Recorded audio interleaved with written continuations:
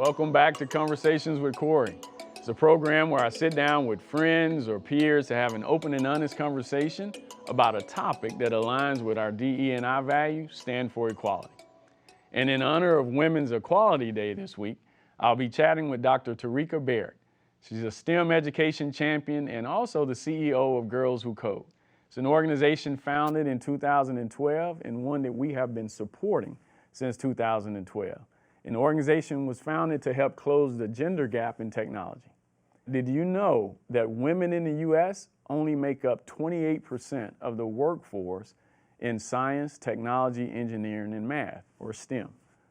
By partnering with Girls Who Code, our goal is to increase this representation for girls and women in STEM fields in hopes to better prepare them for careers of the future. Girls Who Code recently developed a new model of computer science education, a model to inspire, educate, and equip girls with the skills needed to succeed in both academic and professional technology careers. This work is especially important to me and to AT&T because 50%, a full 50% of the Girls Who Code come from historically underrepresented groups in tech, including girls who are Black, Hispanic, Latino, or from low-income households. So Dr. Barrett, welcome to today's conversation. I'm honored to have you as our guest today. Thank you so much, Corey. All right, cool. So let's dive into the conversation. So first things first, tell us about your career and how you found yourself as the CEO of Girls Who Code. Yeah, my passion and journey to become the CEO of Girls Who Code started when I was a girl growing up, both in Brooklyn, New York and Kingston, Jamaica. And I can tell you there is nothing like growing up in another country to shape who you are and your worldview. I am the proud daughter of Jamaican immigrants and spent my childhood between Kingston and Brooklyn, and how I came to understand issues of opportunity, race, class, and equity. All of that was informed by my upbringing. And I also had a really strong presence in my mom, who instilled in me the power of mentorship, as well as the importance for fighting for equity and making change. And the thing that's really important to share with anyone who's listening is that my mother was the first in our family to go to college and get a graduate degree. And I decided actually, after going to high school in Kingston, to follow in her footsteps and come back to the US for college. And I've been a community organizer, a classroom teacher. I earned a PhD in teaching and learning from NYU, and I've worked in ed reform. And the thing that I think is among the most, seminal experiences for me, I had the good fortune of leading the team that designed and launched New York City's first ever high school focused on software engineering, where issues of equity were central. So, that was a long way of saying all of these experiences and milestones contributed to the moment that I find myself in now as CEO of Girls Who Code. Is it true that you stepped into this current role as the CEO of the organization during the pandemic? Oh my gosh, Corey, you know that I was crazy to say yes. And I can vividly remember when I should have been suspicious when our fearless founder, Reshma Saujani, said she wanted to meet me in Brooklyn. And it was to have this conversation about stepping into this role. But I also felt like in this moment of such great need, it was also an opportunity for me to step up, especially as a Black woman, and show so many girls, frankly, across the country and the world, that they can see, senior women of color step into these ranks. And when you think about it, centuries of, institutional racism and discrimination often leave women, and especially women of color, fighting for some small slice of the leadership pie. And we took that whole outdated notion of leadership transition and just turned it on its head. And we know that women always go farther when they work together. So being able to build this work, actually teaching over 450,000 girls to code, when the opportunity came for me to step into this seat in April, I knew that I had to say yes, because we have to not only continue to build that pipeline, but also cement these pathways for our young women into tech. And I knew that I was a person to be able to take us into that next decade. I want to make sure, Dr. Barrett, our employees know, I think I referenced this in the intro. We've been partnering with you all literally since day one, right? And it's been an incredible partnership. And it adds value to us from a number of perspectives. Number one, we're a technology company. And so you think about it in this purest sense, we need as much talent as we can in STEM fields in our business for sure. And we want to make sure, because diversity, equity, and inclusion is really important to us. It's foundational for us. And so we want to make sure we have a diverse representation of that talent in our business. So it's really, it makes sense for us, this partnership does from that perspective. But it also makes sense because of something you and I referenced at the beginning. And that is that, half of the girls that are in your program come from underrepresented and underserved communities. And at AT&T, we believe that one of the best ways to help these communities is through economic empowerment. So help our audience understand, how does that inform how you all interact with these girls? I love that question, Corey, and it's complex on so many levels. The first thing I want to double click on is what you said about AT&T's commitment.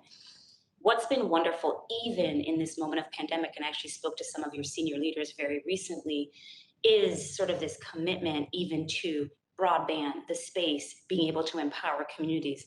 That's kind of all that we think about when we think about Girls Who Code. We always say you cannot be what you cannot see. And it starts with making sure that computer science education is welcoming and accessible for our girls. AT&T, almost year over year, has consistently been one of our largest summer immersion program partners, because you always understood and saw firsthand that when we allowed these girls the same set of opportunities to be exposed to tech, be exposed to role models, gain the skills, see what a workplace can feel like, they can do anything, that there are no barriers there. And that continued commitment to giving girls that kind of exposure. And now, as we have 90,000 college-age alums and women ready to take on the internships and jobs, the same kinds of experiences, all of that has been critical. And when we look at our data, there's so much that we have to work on. When we think about the fact that 50% of women end up leaving the tech industry by the age of 35. So the path forward is clear. It's about making sure that girls continue to have opportunity by expanding and extending this pipeline so that more girls learn computer science. But so much of this work is also being deeply nimble and thoughtful, recognizing that even though COVID has given no gifts, we also have reached a level of scale that we haven't seen before. Like that summer immersion program that AT&T has been such a part of from the beginning was normally 7 weeks in person, with 1,600 girls and 80 corporate partners across the country. And in the last 2 summers, we've gotten close to 6,000 girls in a 2-week program, with girls coming out of it saying they're just excited to pursue careers in tech as those who were in person. So a lot of good stuff, Corey. That's great stuff. So, in your statement, hey, you can't be it if you can't see it. There's a colleague of mine who works here, Rachel Knight, who is one of the baddest technology leaders, period. One of the baddest women in technology. And oh yes, she happens to be Black. And so she and I have participated in a number of events and spent time with groups from school-age kids to, other professionals. And I can just see it. We had an experience, Dr. Barrett, a couple of years ago. She and I were in New Orleans, and we spent some time with school-age kids. And those girls in the room, how they were beaming when they just, got a chance to interact with Rachel and understand what she's done and what she is doing. And they could see themselves in her. And so that is very powerful. And I really appreciate the work you all are doing on that front. The pandemic, right? You talked about how the pandemic affected some of the internships, et cetera. But can you give us a little more, give us more of a sense of any long-term impacts of what's happened over the last 18 months or so with the pandemic? The first thing I'll say is that the pandemic basically exacerbated all of the challenges that we've been working on at Girls Who Code for almost a decade now. And it revealed the massive gaps in education for our low-income students and students of color, and as you pointed out, half of the girls we serve are from historically underrepresented groups. And so we knew as the lockdown took shape and as COVID became more known to us, that we would have to respond. And some of the things we did, included launching Girls Who Code at Home, free downloadable resources and coding activities that any girl could use because we wanted to make sure we focused on engagement. We had to take our entirely like in-person summer immersion program and make it virtual.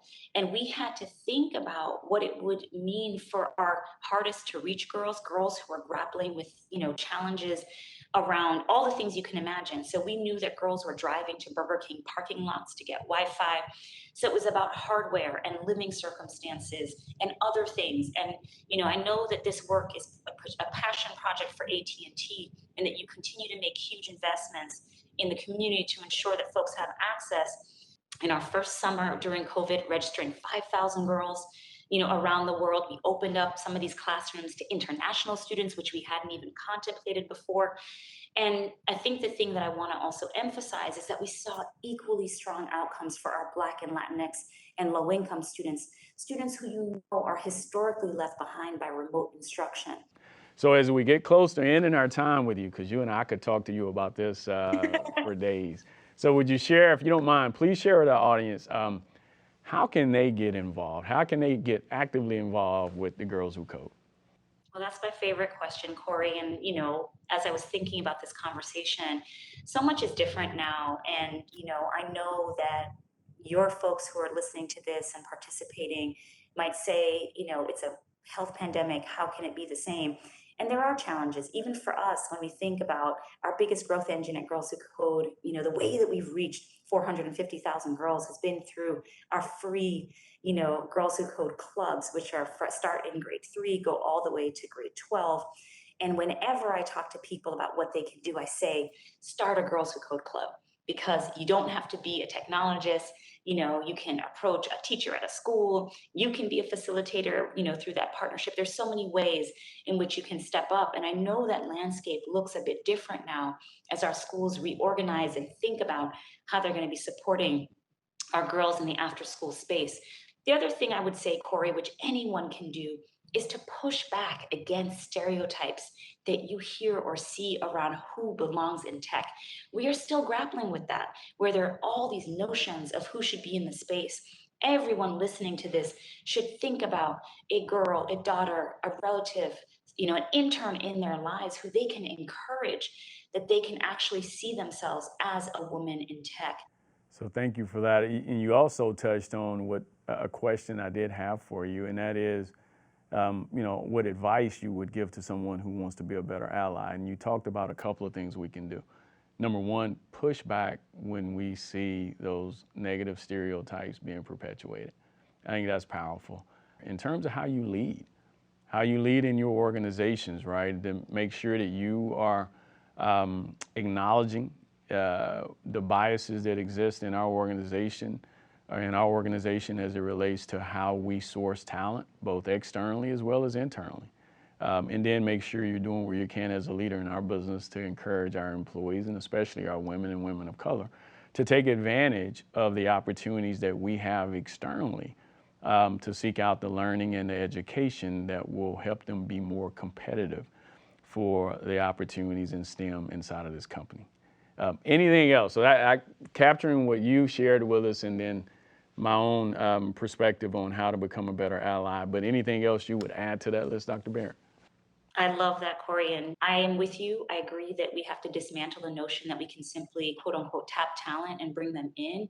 When we look at just the fallout from COVID, we know so much of this has been about women having to make really difficult choices between their career and their kids and their families.